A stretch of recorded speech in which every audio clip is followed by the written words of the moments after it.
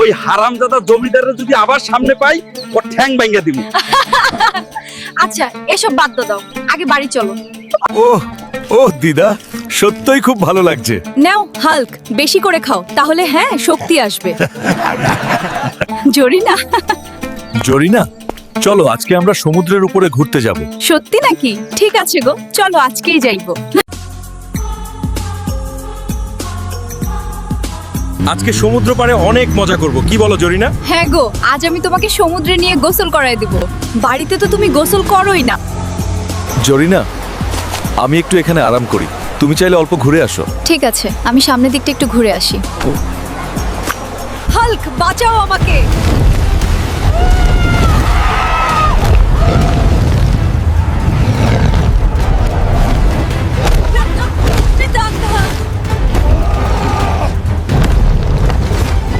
আমার জরিনাকে আঘাত করছস, তোর হাত পা আমি ভেঙে দেব রে পাগলা অক্টোপাস।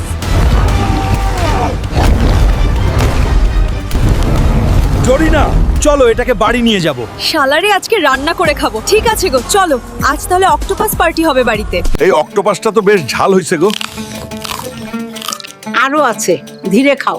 সমুদ্রে শুধু অক্টোপাস না, যত কিছু আছে সবই তো খাইয়া ফেলবা নাকি?